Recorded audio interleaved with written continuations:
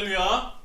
네. 오늘도 우리 히즈라이프 처치는 하나님께 최고의 예배를 드리길 소망합니다. 지난주의 말씀 혹시 기억하십니까?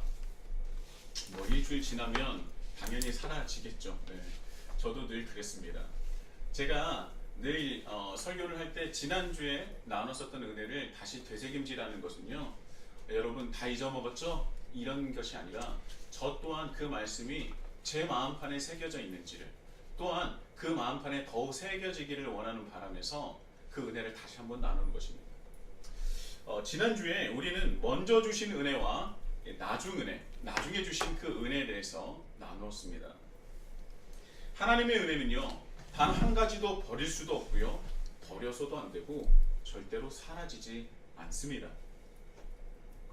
그렇다면 하나님께서 우리에게 먼저 주신 은혜는 무엇이라고 했습니까? 먼저 주신 은혜가 뭐라고 했죠? 네, 바로 그렇죠. 모세에게 주신 율법을 통한 은혜를 우리에게 부어주셨다는 것. 모세를 통한 율법 자체가 하나님께서 우리에게 주신 놀라운 은혜라는 것입니다. 그 율법은 어떤 것입니까? 율법을 우리에게 왜 주셨습니까? 율법이라고 한다면 대부분 나를 옥죄거나 나를 구속하고 내가 누릴 수 있는 자유를 침해하는 것쯤으로 생각을 합니다. 그래서 굉장히 부정적으로 여기는 경우가 많죠. 그런데요, 부정적으로 여기는 것뿐만 아니라 한술 더 떠서 율법은 예수님의 은혜를 가리는 것까지로도 생각하는 사람들이 실제로 많습니다. 율법은 폐하여졌다. 율법은 예수님께서 오심으로 말미암아 십자가 사역으로 말미암아 율법의 은혜는 끝이 났다 라고 말을 하는 것이죠. 저 또한 그랬었고요. 아마도 대부분의 그리스도인들은 그런 경험이 한두 번쯤은 있을 겁니다. 율법은 정말 폐기된 것입니까? 그럼 율법은 폐기되는데 무엇으로 폐기된 것입니까? 예수님의 은혜로 폐기된 것입니까? 어떻게 보면 우리의 자유를 침해하는 것을 예수님의 사랑으로서, 은혜로서 그것을 폐하여졌다, 그래서 우리는 자유인이 됐다 라고 말을 한다면 말은 굉장히 좋은 것 같고 그 말 자체가 매우 은혜가 됩니다. 우리에게 자유를 침해하는 것들을 얼마나 현대인들이 싫어합니까? 그 누구보다도 자유를 좋아하고, 여기서 말하는 자유는 거의 스스로 말하면 자기 멋대로 하고 싶은 것 아닙니까? 그거 싫어하는 사람이 어디 있습니까? 너무 좋은 말인데요, 이것은요, 이 말은 하나님의 말씀인 성경에 대한 무지에서 나온 말이죠. 성경에서는 율법이 폐기되었다고 하지 않고 완성이 되었다고 합니다. 이것이 맞는 말이죠. 그렇다면 이 완성이라는 말은 율법이 사라졌다라는 말을 뜻합니까? 필요 없어졌다라는 말입니까? 그렇지 않아요. 율법의 완성이라는 것은 이 율법이 예수님을 통하여서 더 건강하고 온전해졌다라는 말씀인 것입니다. 만약에 예수님의 그 십자가 사역으로 말미암아 율법이 폐기되었다면 그 이후에 살아갔었던 초기 기독교인들은요, 율법을 지키지 않았어야 합니다. 그런데 율법이 폐기되었었다고 하는 바울조차도, 그리고 예수님의 제자들조차도 율법을 지켰어요. 끊임없이 율법을 지켰고 율법을 전하였습니다. 복음과 함께 율법을 전하였어요. 그리고 또한 예수님께서 직접 율법에 대하여 말씀하시기를 마태복음 5장 18절에 이런 말씀을 하셨다고 했죠. 천지가 없어지기 전에는 율법의 1.1획도 결코 없어지지 아니할 것이다. 예수님께서 직접 제자들에게 말씀하신 것입니다. 예수님께서 그렇게 말씀하신 이유가 무엇이냐? 그렇다면 이 5장 18절, 마태복음 5장 18절 이전에 어떤 말씀이 있느냐 봐야 되는데, 마태복음 5장 16절에 이런 말씀이 있습니다. 이같이 너희 빛이 사람 앞에 비치게 하여 그들로 너희 착한 행실을 보고 하늘에 계신 너희 아버지께 영광을 돌리게 하라. 즉 하나님께서 지으신 이 창조 세계에서 하나님께 영광 돌릴 수 있는 방법이 있는데, 그 방법이 무엇입니까? 하나님께 영광 돌릴 수 있는 방법, 그것이 바로 율법을 지켜 행할 때, 하나님께서 우리에게 주신 먼저 주신 그 은혜, 율법을 지켜 행할 때 사람들은 그 율법을 지켜 행하는 것을 보고 율법에 담겨 있는 착한 행실을 보고 하나님께 영광 돌리는 우리의 삶을 통해서 더불어서 그거를 본 사람들도 더불어 하나님께 영광을 돌릴 수 있는 그 길로 접어들 수 있다는 겁니다. 그러니까 본디 율법은요, 죄를 지어서 하나님과의 관계가 단절된 우리에게 하나님께서 그 관계를 다시 회복시켜 주시기 위해서 주신 먼저 주신 은혜고요. 그 먼저 주신 은혜를 우리가 지켜 행할 때 우리는 하나님께 비로소 영광을 돌릴 수 있는 존재가 된다는 것입니다. 그래서 예수님께서 이 땅에 오셔서 그 율법을 더 온전하게, 더 건강하게 완성을 시켜 주셨다는 겁니다.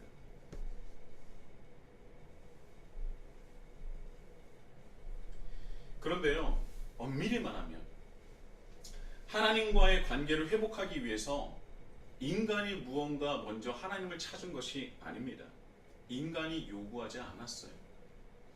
죄로서 하나님과 단절되어서 우리가 벌을 받고 힘든 생활을 하는데 그럼에도 불구하고 그들은 하나님께 구하지도 않았습니다.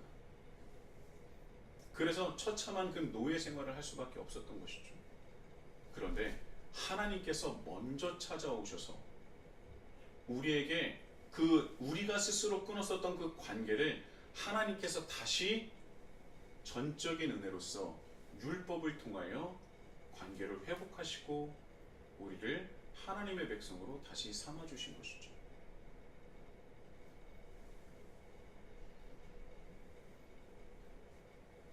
그래서 우리는 율법을 바라볼 때 부정적이거나 나의 자유를 침해하거나 나를 옥죄고 매여있게 하는 것이 아니라 우리는 율법을 생각할 때 하나님과의 관계가 깨어졌었던 것을 다시 이어주시는 먼저 주신 그 은혜를 생각해야 한다는 것입니다. 바로 율법, 먼저 주신 은혜, 우리는 그것을 절대 잊으면 안 될 것입니다.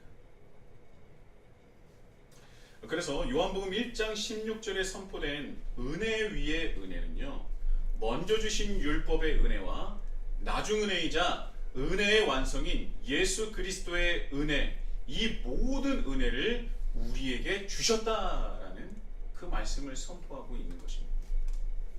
그래서 하나님께서 주신 이 모든 은혜는 예수 그리스도를 영접한 모든 이들이 함께 누려야 할 은혜요, 단 한 가지도 버리거나 외면해서는 안 되는 은혜라는 것입니다. 여러분도 이런 생각 해보시지 않았습니까? 도대체 유대교는 어떤 종교야? 유대교는 그 안에 구원이 있는 건가? 어떻게 생각하십니까?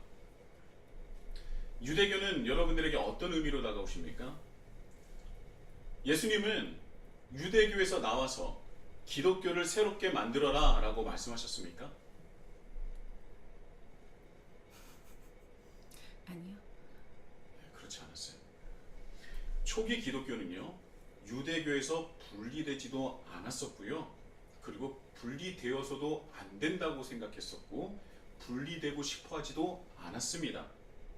그냥 유대교였어요. 초기 기독교라고 얘기할 것도 없이 그냥 유대교였습니다. 그리고 초기 기독교인들이라고 말하는 예수님의 제자들 뿐만 아니라 예수님의 제자와 함께 예수님을 그리스도로 여겼고 영접했던 사람들은요, 원래 본디 있었던 유대교인들보다 훨씬 더 율법을 잘 지키고 잘 행했어요. 누구보다도 열성을 다해서 율법을 지켰습니다. 그리고 보존했어요. 왜요?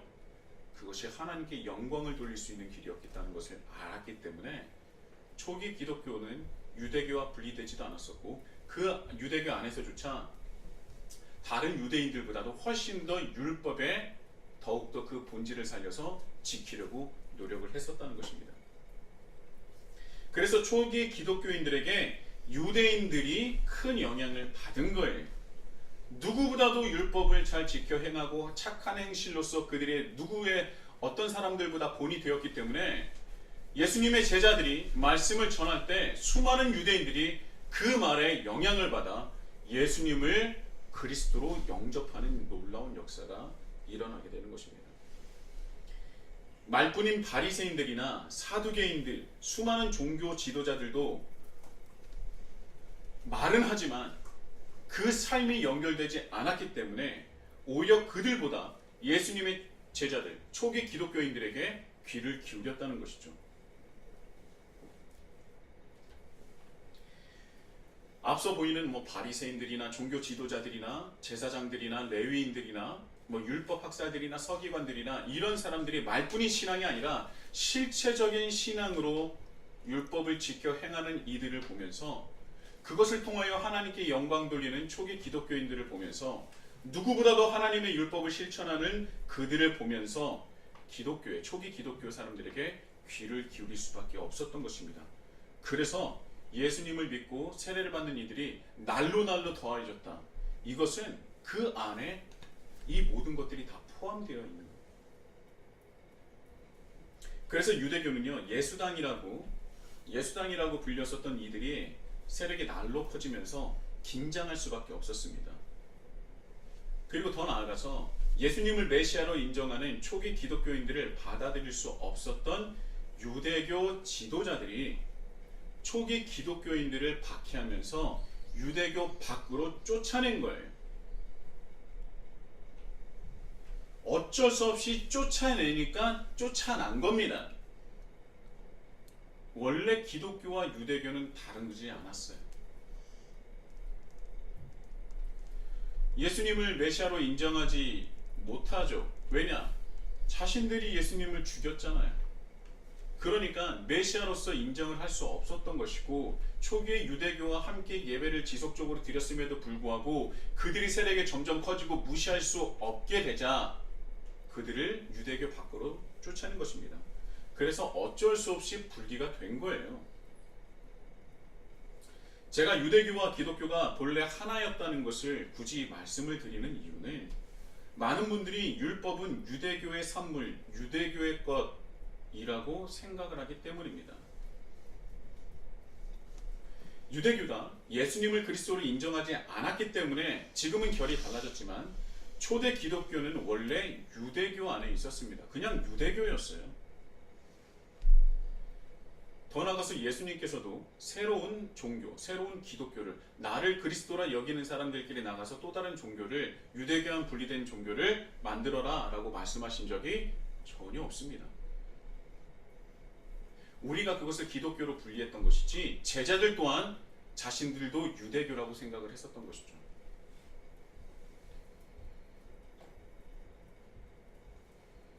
유대교가 결국은 예수님을 그리스도로 메시아로 인정하지 않았고, 그 이유로 기독교인들을 유대교 안에서 쫓아냈습니다. 그래서 우리가 이 안에서 알아야 될 것은, 기독교와 유대교가 원래 하나였다는 것을 우리는 잊지 말아야 돼요. 예수님께서도 분리를 말씀하시지 않았다는 겁니다. 고로 율법은 유대교의 산물이나 유대교 것만의 것이 아니라는 것이죠. 그래서 예수님께서는요, 천지가 사라지기 전까지는 율법의 1.1획도 사라지지 않을 것이다 라고 분명하게 말씀을 하신 것입니다. 자, 그 말씀을 하시기 이전에 누가 있었습니까? 예수님이 말씀하시기 전에 누가 있었어요? 오늘 말씀의 주인공 세례 요한이 있었죠. 자, 세례 요한에 대해서 오늘 또 은혜를 나누고자 합니다. 세례 요한. 오늘의 말씀을 보면 요한이라고 나오는데, 이 요한은 사도 요한이 아니라 세례 요한을 얘기하는 겁니다.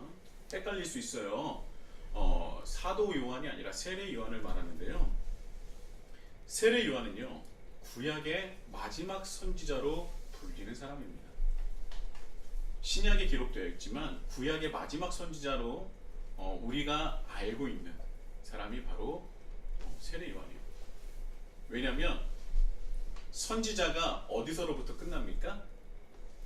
예수님으로부터 모든 그 예언이 성취가 되었기 때문에 선지자로서의 그 모든 역할은 끝나게 돼요. 그래서 예수님으로부터 다시 시작하는데, 그래서 예수님 직전에 예수님에 대해서 그 길을 예배했던 선지자가, 마지막 선지자가 세례 요한이기 때문에, 그래서 구약의 마지막 선지자는 세례 요한이다 라는 말이 나온 것입니다.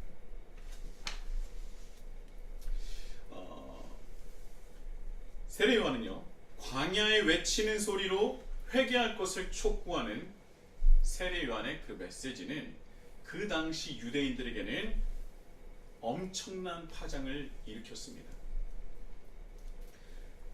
예수님 이전에 세례 요한이 먼저 그 회개의 말씀을 가지고 예루살렘을 향해서 그 말씀을 전할 때 유대 전체가 들썩들썩거렸어요. 단 한 사람, 세례 요한 때문에.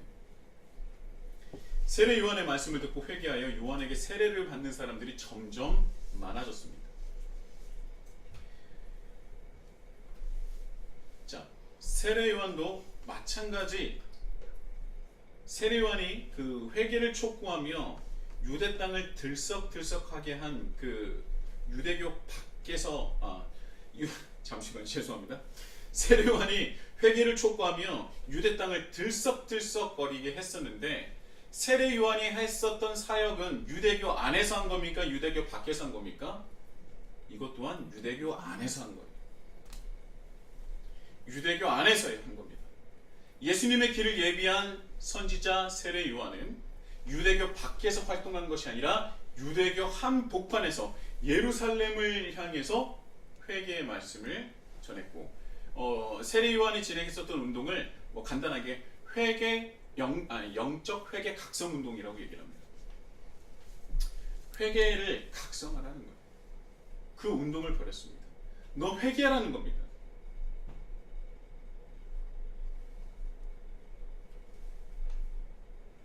실제로 세례 요한의 이 말씀은요, 이 선포된 이 말씀은 굉장했어요. 어마어마한 파급력이 있었습니다. 무시할 수 없는 정도였어요. 그 당시 종교 지도자들에게 있어서 자신들의 지위에도 영향이 있을 정도로 정말 많은 사람들에게 영향력이 있었고 또 존경을 받았습니다. 오늘 말씀을 보면 단번에 알 수 있는데요, 19절에 보면은 유대인들이 예루살렘에서 제사장들과 레위인들을 요한에게 보내었다는 말씀이 있습니다. 여기서 나오는 유대인들은요, 24절에 보면 바리새인이라는 것을 알 수 있어요. 이때 당시에 종교 지도자들을 보면요, 대제사장들은요 대부분 사두개인에서 나왔었고요, 율법 학자들이나 서기관들이나 이런 율법 학사들은 대부분 바리새인 출신들이 많았습니다. 그리고 이 두 부류는요 유대인들의 핵심 지도층이었고, 적당한 선에서 로마와 결탁하여 자신들의 지위와 권력을 유지했던 사람들입니다. 그래서 이들에게 있어서 가장 중요한 것은 자신들의 지위와 권력이었는데, 그래서 이들은 로마를 향한 독립운동에 아주 적극적으로 참여하지 않았어요. 왜 그랬을까요? 만약에 로마와 싸워서 이기든 지든 분명히 자기 지위와 권력에 해가 될 수 있기 때문에 적당한 선에서 머무르기를 원했던 것이 바로 사두개인들이나 바리새인들이었다는 것입니다. 그런데 지금 이 상황이 내게 좋사오니 라고 하는 상황 속에서 자기 지위와 권력을 누리면서 살고 있었던 이 종교 지도자들, 이 시대에 어느 날 요한이라는 사람이 나타나서 이사야 40장의 말씀과 말라기 3장과 4장의 말씀으로 유대인들 앞에서 선포하기 시작하고, 거기에 사람들이 들썩들썩거리며 영향을 받기 시작합니다. 처음에는 이러다 말겠지라고 생각을 했을 수도 있었을 것 같아요. 그런데 시간이 지나면 지날수록 그 기세가 놀라울 정도로 퍼져나갔습니다. 그리고 세례 요한을 향한 유대인들의 지지는 그 당시 종교 지도자들을 능가할 정도라고 합니다. 요한이 어느 정도까지 그렇게 담대하게 말씀을 선포하였고 지지를 받았냐면, 헤롯 안티파스에게, 헤롯 왕이죠, 그 헤롯 왕에게 대놓고 동생의 아내를 취하는 것이 옳지 않다고 책망까지 할 수 있었던 존재가 바로 세례 요한입니다. 다른 사람이라면요, 왕을, 이 분봉왕, 이 헤롯 왕에게 질책할 수도 없고요, 나쁜 소리, 그 심기를 건드릴 만한 소리를 할 수 있는 사람이 유대 땅에 아무도 없었습니다. 오직 누구만요? 세례 요한만 할 수 있었어요. 그런데 그 말을 하면은 직결 처분을 해야 됐을 텐데, 헤롯 왕도 처음에 바로 직결 처분을 하지 못합니다. 왜요? 세례 요한을 죽이게 되면, 처리하게 되면은 이 예루살렘에 있는, 그리고 유대인들이 반란을 일으킬까봐 그것이 두려워서 세례 요한을 단번에 처리하지 못했던 겁니다. 이 정도로 유대인들에게 정말 압도적인 지지를 받았던 사람이 바로 세례 요한이에요. 누가 왕에게 질책을 할 수 있었겠습니까? 상상조차 할 수 없는 일이죠. 결국 이 일 때문에 세례 요한은 잡혀 들어가긴 하지만, 그럼에도 불구하고요, 이 절망적인 시대를 살아갔었던 유대인들에게 세례 요한의 존재는 정말 어마어마했을 것입니다. 세례 요한이 사람들 앞에서 헤롯 왕을 질책하는 말을 전할 때 사람들 마음속에는 어떤 마음이 들었을까요? 내가 이때까지 눌리고만 살았었는데, 내가 이제까지 정말 사람다운 대접조차 받지 못하고 살아왔었는데, 하나님의 말씀을 선포하는 그 세례 요한이, 또한 그 삶까지도 놀랍도록 우리가 존경할 수밖에 없는 그 모습을 보여주는 세례 요한이 헤롯 왕에게 질책을 합니다. 어떤 마음이 들었을까요? 사람들은 세례 요한을 향해서 환호할 수밖에 없었을 것입니다. 세례 요한의 존재는 어마어마했죠. 그런데 세례 요한이 그냥 그저 다른 사람들과 비슷했다면 그렇지 않았겠죠. 그만큼 환호하지 않았겠죠. 무엇인가 세례 요한에게는 다른 것이 있었기 때문에 수많은 유대인들이 세례 요한에 대해서 존중하고 존경하고 따르지 않았겠습니까? 세례 요한이 왜 이렇게 사람들에게 많은 지지를 받고 존경을 받았을까요? 바로 세례 요한이 하는 그 말씀이 있었기 때문입니다. 세례 요한이 전파했었던 말씀이 이사야 40장 1절에서 6절, 그리고 말라기 3장에서 4장에 이르는 말씀인데요. 제가 이사야 40장 1절에서 6절까지 읽어볼 테니까 여러분들 한번 귀로 들어보십시오. 너희의 하나님이 이르시되 너희는 위로하라. 내 백성을 위로하라. 너희는 예루살렘의 마음에 닿도록 말하며 그에게 외치라. 그 노역의 때가 끝났고 그 죄악이 사함을 받았느니라. 그 모든 죄로 말미암아 여호와의 손에서 벌을 배나 받았느니라. 외치는 자의 소리여 이르되 너희는 광야에서 여호와의 길을 예비하라. 사막에서 우리 하나님의 대로를 평탄하게 하라. 골짜기마다 도두어지며 산마다 언덕마다 낮아지며 고르지 아니한 곳이 평탄하게 되며 험한 곳이 평지가 될 것이요 여호와의 영광이 나타나고 모든 육체가 그것을 함께 보리라. 이는 여호와의 입이 말씀하셨느니라. 말하는 자여 소리여 이르되 외치라. 대답하되 내가 무엇이라 외치리까 하니 이르되 모든 육체는 풀이요 그의 모든 아름다움은 들의 꽃과 같으니. 아멘. 아멘. 여러분 어디서 많이 들어보셨죠? 이사야 40장은 굉장히 유명한 말씀입니다. 세례 요한이 외쳤었던 말씀이기도 하지만 40장부터 이사야 39장까지는요, 이때까지 우리가 잘못했었던 걸 계속 지속적으로 하나님께서 말씀하시고, 그리고 수많은 그 이방 땅과 그리고 이스라엘 백성들도 하나님의 진노와 이 모든 것을 피하지 못할 것이다 라는 말씀이 있는데, 갑자기 40장부터 바뀌어요. 40장에서 갑자기 하나님께서 내 백성을 위로하라 라고 말씀하십니다. 이사야 40장이 위로하라부터 시작한다. 너희는 위로하라. 내 백성을 위로하라. 예루살렘의 마음에 닿도록 말하며 그것에게 외치라. 이제 너희들이 이제까지 경험했었던 노역의 때가 끝났고 죄악이 사함을 받았느니라. 이 말씀이 왜 유대인들 마음속에 그렇게 와 닿았을까요? 여러분, 유대인들의 역사는요, 남유다가 멸망한 후부터 수백 년이 지난 지금까지 식민지 생활을, 속국의 삶을 벗어난 적이 거의 없습니다. 고난의 연속이었고요. 유일신을 섬기는 유대인들을 향한 제국들의 박해는 심해지면 심해졌지 좀처럼 나아지지 않았습니다. 그런데 이 유대인들이, 이스라엘 백성들이 이 모든 고난과 시련과 아픔을 겪게 된 이유는 다름 아닌 조상들이 지었던 죄, 그리고 지금도 우리가 짓고 있는 죄 때문이라는 것을 알고 있었어요. 우리 구약 성경에 열왕기상하, 역대상하, 그래서 열왕기서, 역대서라고, 역대기, 열왕기, 역대기라고 얘기를 하는데요. 이 열왕기와 그리고 역대기가 기록된 시기는 대부분 바벨론 포로 시기 때였다라고 신학자들은 입을 모아 얘기를 하고 있습니다. 그러니까 이 역대기와 열왕기를 왜 기록하게 되었느냐? 구전으로만 전승되었었던 것을 왜 굳이 바벨론 포로기 때 기록을 하였느냐?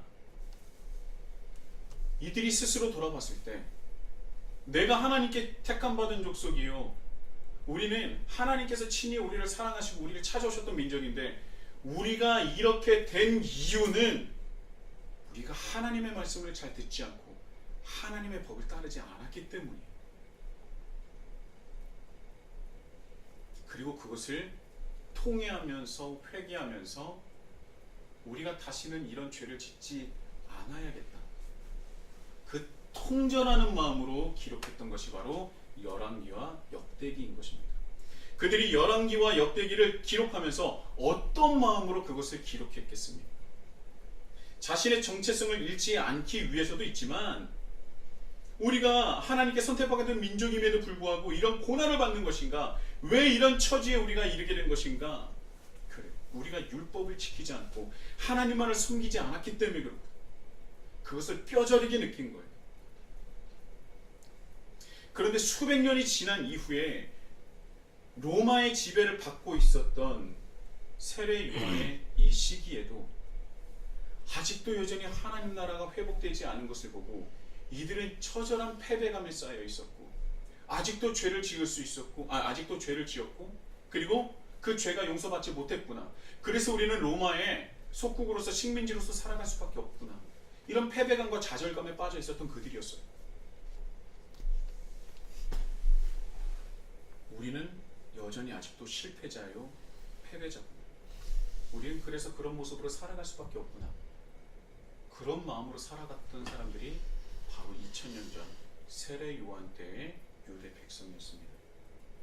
그런데 세례 요한이 나와서 이렇게 외치는 거예요.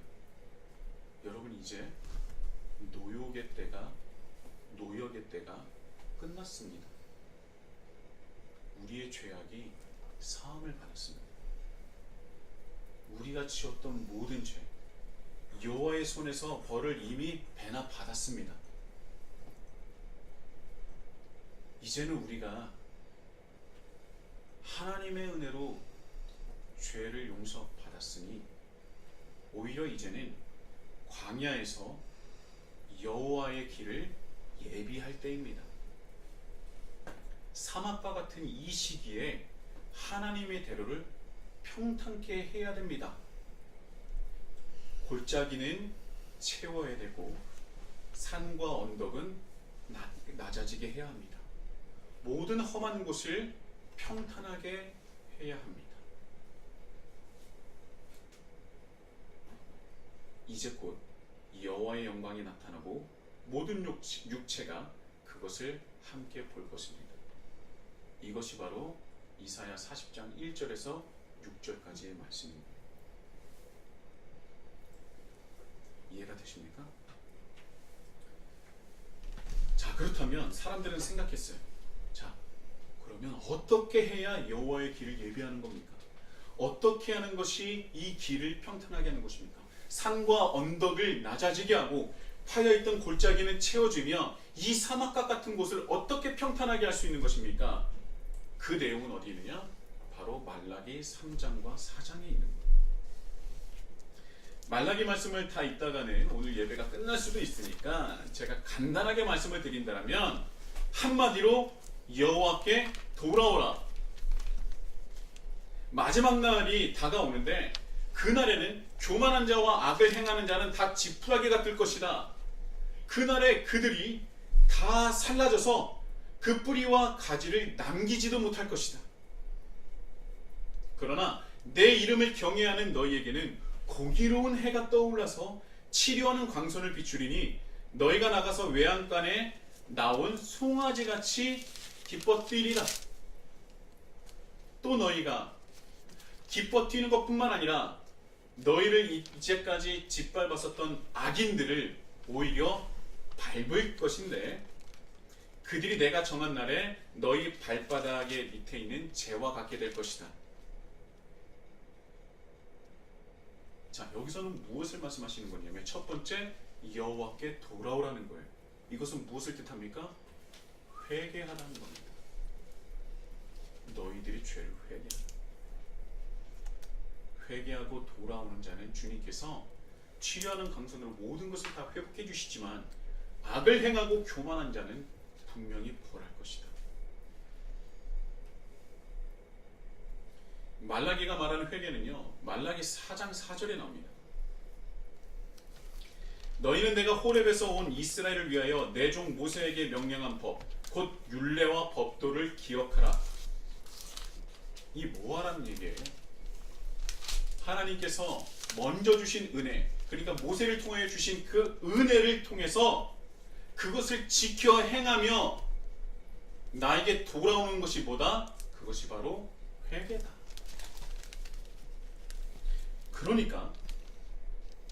그러니까요. 세례 요한이 요구하는 것은 다름 아닌 율법을 지키며 여호와께 돌아오는 것을 말한 겁니다. 세례 요한이 목 놓아서 그렇게 외치고 예루살렘에서 외치고 유대인들에게 외쳤었던 것이 무엇이냐? 회개하라는 거예요. 그 회개가 무엇입니까? 나의 종 모세에게 주었었던 먼저 주신 그 은혜를 지켜 행하라. 그것이 회개. 그래서 여호와께 돌아온 이들은 마지막 날에 하나님께 은혜를 받아 외양간에서 나온 송아지처럼 기뻐 뛰겠지만 그러나 돌아오지 않고 끝까지 악을 행하며 교만한 자들에게는 그 모든 것이 불살라질 것이다 라고 말씀하신 것이죠.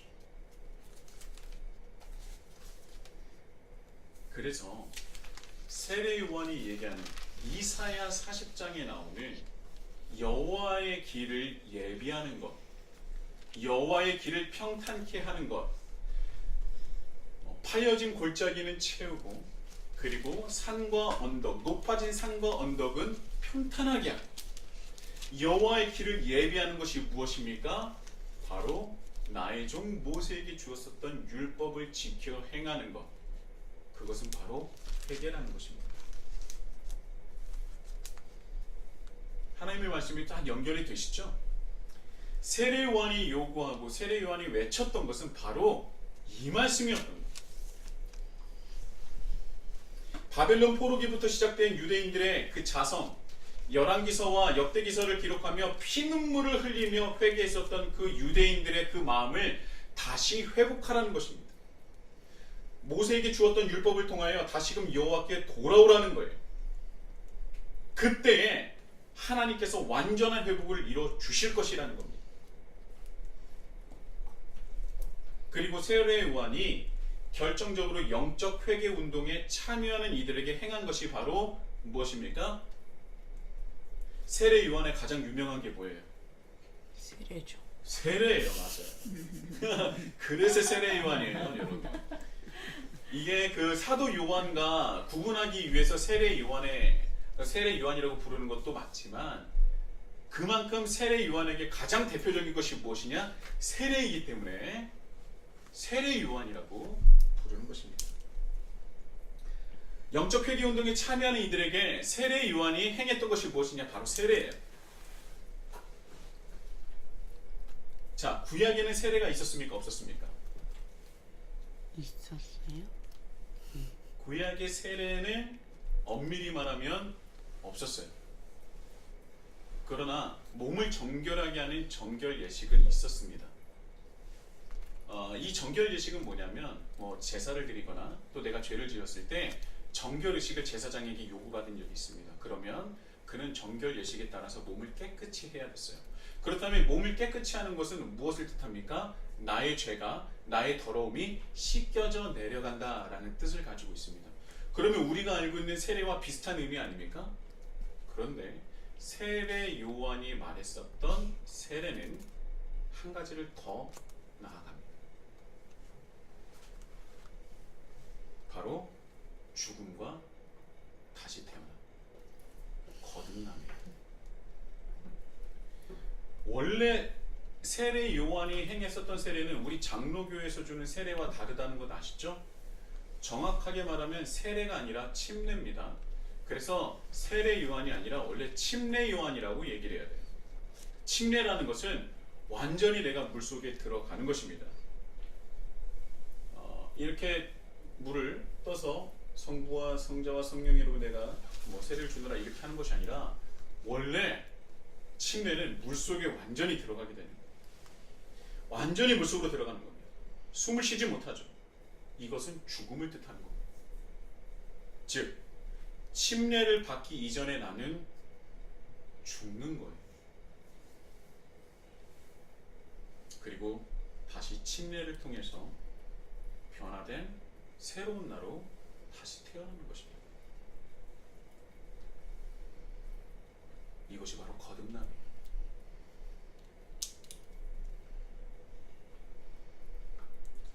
정결 예식과 세례에 관련한 말씀은 에스겔서에서 찾을 수 있는데요. 에스겔 36장 25절에서 26절까지 말씀입니다.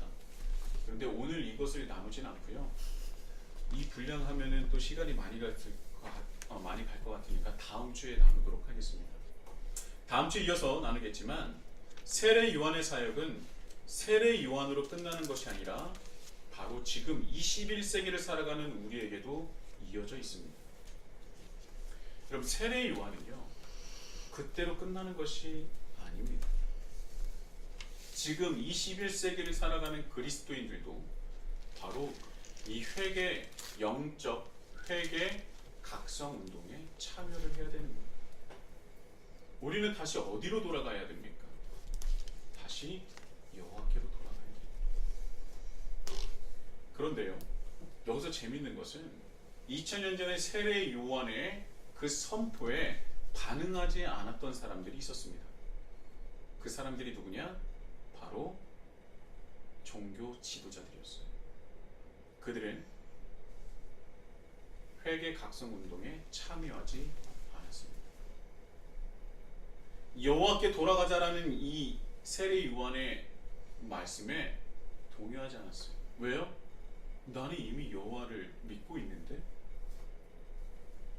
나는 이미 여호와를 내가 믿고 나는 제사까지 드리고 난 대제사장인데 여호와께 돌아가자. 네가 나보다 율법을 더 잘 알고 있나? 그들이 참여하지 않았습니다. 여러분 제가 믿음이라는 것을 말씀을 드렸을 때 우리가 예수를 믿으면 구원을 받습니다. 그건 분명한 진리죠. 근데 우리가 생각해야 될 것은 그렇다면 믿음은 어떤 것인가라는 것을 생각해야 돼요. 믿음이라는 것은 그냥 내가 믿는다고 내 스스로가 나를 확신하고 내가 나를 증언하면 믿는 것입니까? 그렇지 않아요. 믿음은 하나님 뜻대로 살아가는 것이 바로 믿음인 것입니다. 종교 지도자들이 아무리 모세의 율법을 다 알고 있을지라도, 누구보다도 모세에게 주신 그 율법에 정통했을지라도 그 율법에 담겨 있는 그 삶을 그가 진정으로 살아가야 되는 그 모습대로 살아가지 못했다면 그것은 믿는 것이 아닙니다. 그래서 예수님께서 바리새인들을 향해서 종교 지도자를 향해서 독사의 자식이라고 말씀을 하신 것이죠. 세례 요한의 운동은 지금도 지속되어야 합니다. 우린 지속적으로 여호와께 돌아가기 위해서 노력을 해야 돼요. 그리고 세례 요한이 외쳤었던 것처럼 우리는 다시 여호와께 돌아가서 하나님께 영광 돌릴 수 있는 삶을 살아가야 하는 것입니다. 여러분, 죄악으로 물들고 어둠과 폭력과 수많은 이념으로 갈라지고 혐오와 혐오가 가득한 이 시대에 필요한 것은 바로 세례 요한의 여호와의 길을 예비하고 평탄케 하는 그리스도인인 것입니다. 여호와의 길을 예비하며 모든 험한 곳을 평탄케 하는 우리 히즈라이프 처치가 되시길 예수님의 이름으로 축복합니다.